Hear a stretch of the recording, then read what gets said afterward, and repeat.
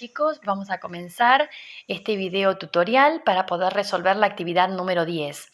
El video lo que hace es explicarles los ángulos formados por dos rectas cortadas por una transversal. Fíjense que yo acá tengo una gráfica, donde en esta gráfica tengo dos rectas A y B, en este caso que elegí colocarles esas letras, que están cortadas por una recta transversal o secante, también la pueden denominar de esa manera, que es la recta C. Al generarse 8 ángulos, podemos establecer relaciones en esos ángulos. Es importante saber que los ángulos que se encuentran por fuera de esas dos rectas son ángulos externos y lo que está contenido dentro de las rectas son ángulos internos. Vamos a analizar tres grupos. En primer lugar, los ángulos alternos externos. ¿Qué característica tienen estos ángulos? Son ángulos que se encuentran en distintos semiplanos, es decir, van a estar respecto de la transversal en sectores opuestos y van a tener la característica de ser los dos externos sin ser adyacentes, es decir, sin estar en forma consecutiva, ¿sí? Van a estar los dos externos, pero sin estar adheridos uno a otro. Por eso se llaman ángulos consecutivos, cuando comparten vértice y un lado. En este caso, por ejemplo, aquí tenemos dos pares de ángulos alternos externos, beta y mu por un lado y alfa y sigma por el otro. Del mismo modo, con el mismo criterio, pero dentro de las dos rectas voy a tener los alternos internos. En este caso, delta y pi, que serían estos dos, y gamma y epsilon, que serían estos dos. Por otro lado, tengo los ángulos correspondientes.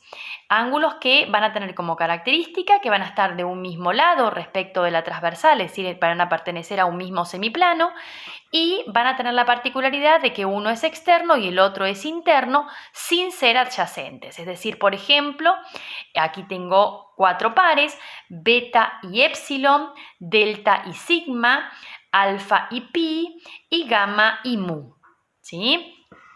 Por otro lado, tengo los ángulos conjugados. ¿Qué característica tienen los conjugados? Se encuentran en un mismo semiplano, es decir, de un mismo lado respecto de la transversal, y tienen la particularidad de ser dos ángulos externos o dos ángulos internos. Es decir, que puedo tener ángulos conjugados externos o conjugados internos. Por ejemplo, beta y sigma, por ejemplo, alfa y mu. ¿Sí? Esos serían externos. Y los internos serían delta y epsilon y por otro lado gamma y pi. Teniendo en cuenta esto, vamos a analizarlos por separado. Aquí vimos las gráficas en un mismo gráfico todas las características. Ahora voy a mostrarles en forma separada para que los visualicen claramente. Ángulos alternos externos, beta y mu, alfa y sigma. ¿Sí? Fíjense que con verde marqué este par y con rojo marqué este otro par. Tengo alternos internos, delta y pi, gamma y epsilon. Marqué también con diferente color, con violeta en un caso, con rosa en otro. ¿Qué característica tienen estos ángulos? Habíamos dicho que estaban en distintos semiplanos, o los dos externos o los dos internos sin ser adyacentes. Ahora, hay una particularidad que surge de relacionar las amplitudes cuando las rectas A y B dejan de tener una inclinación o una relación que es absolutamente, puede ser incidente, porque estas rectas, si yo las prolongara, se interceptarían y pasan a transformarse en rectas paralelas.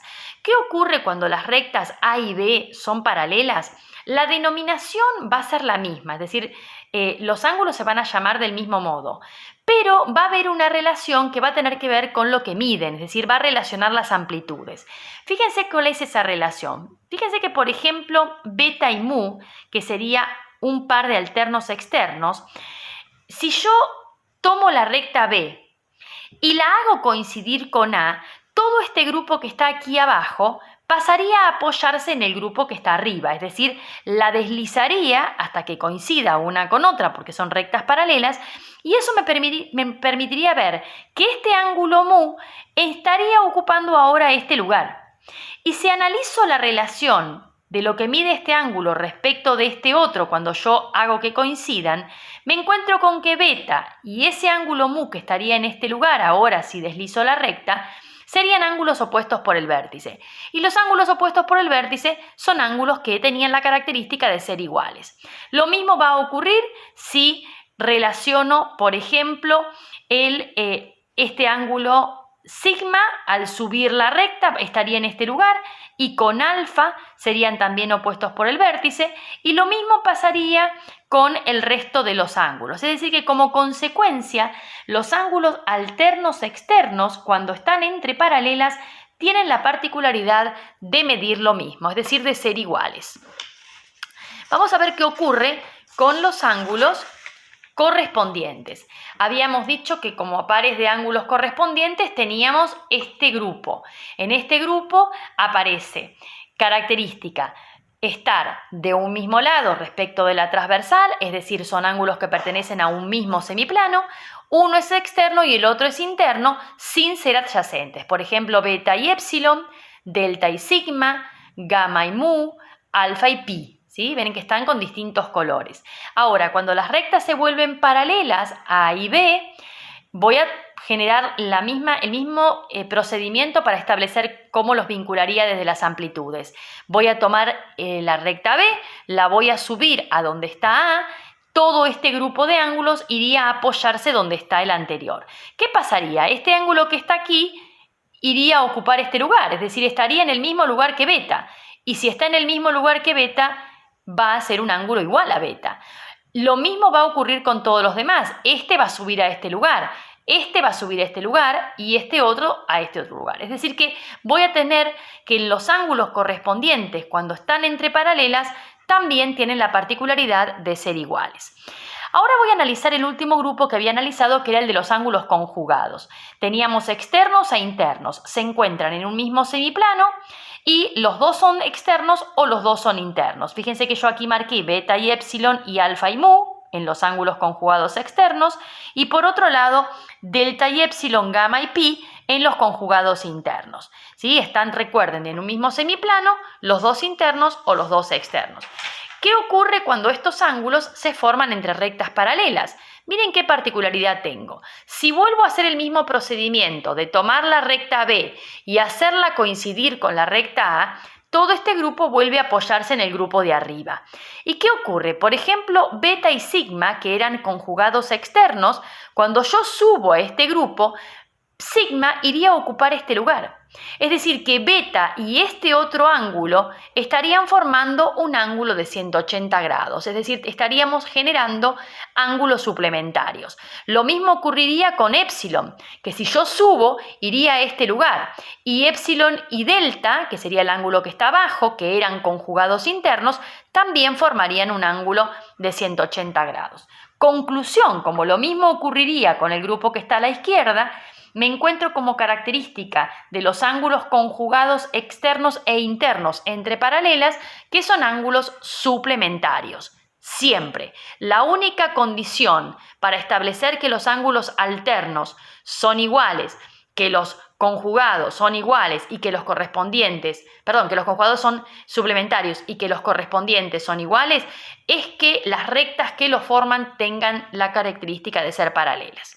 Bueno, vamos a ver cómo se usa toda esta información en dos ejercicios. Un primer ejercicio que dice: indica la medida de los ángulos señalados sabiendo que beta es igual a 110 grados y siendo al paralela a B y C transversal. Yo aquí tengo como dato beta y tengo que determinar lo que mide alfa. Alfa está aquí. Me dice que lo relacione con beta, es decir, a alfa lo voy a tener que relacionar con este ángulo beta que tengo como dato.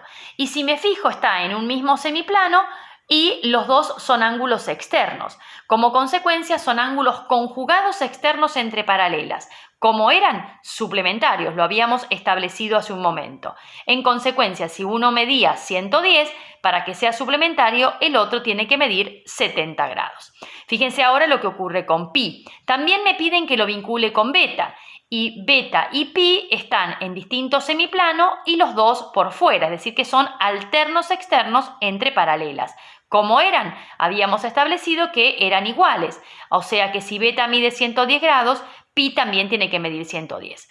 Gamma, que está aquí, me piden que lo relacione con beta, y gamma y beta son ángulos correspondientes entre paralelas. Característica, tenían que ser iguales. O sea que si uno mide 110, el otro también. Y por último, a epsilon, que está aquí, me piden que lo relacione con pi, que está en este otro lugar.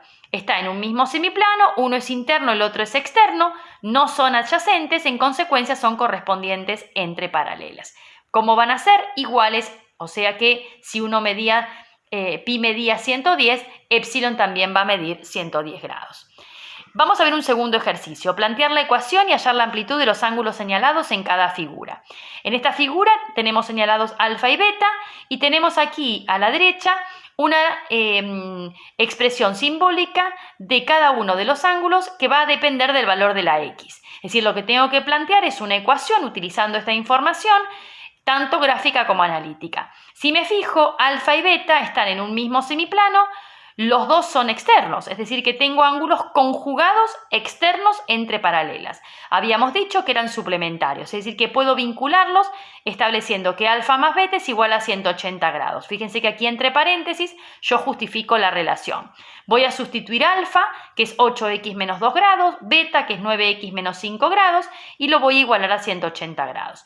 Voy a resolver esta ecuación, voy a agrupar las x, 17x, voy a pasar los términos que no tienen x al segundo miembro, van a pasar los dos restando, voy a resolver esa suma, me da 187 grados, y el 17 que multiplicaba pasa como un divisor, resultado final 11 grados.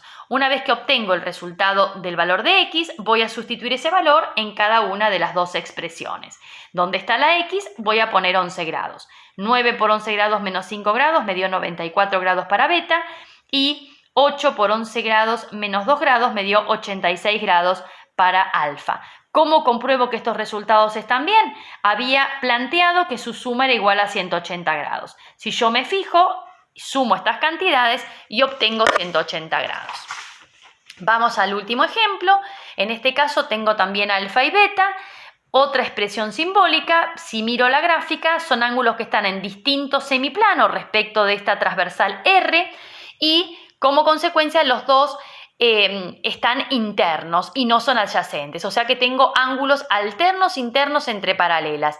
¿Qué características tenían? Eran iguales, es decir que voy a colocar 5x más 17 grados igual a 7x menos 1 grado. Voy a agrupar las x, en este caso las agrupé por gusto a la derecha, 5x pasa restando, 1 grado pasa sumando, agrupo los grados, me da 18, 7 menos 5 me da 2x, el 2 pasa dividiendo, x vale 9 grados. Lo que hago ahora es sustituir en estas dos expresiones donde estaba la x por 9 grados. 5 por 9 más 17 me dio 62 grados y 7 por 9 menos 1 me dio 62 grados. Fíjense que los dos resultados coinciden y yo había partido de que eran ángulos iguales. Bueno, espero que este video les sea útil para poder resolver la actividad.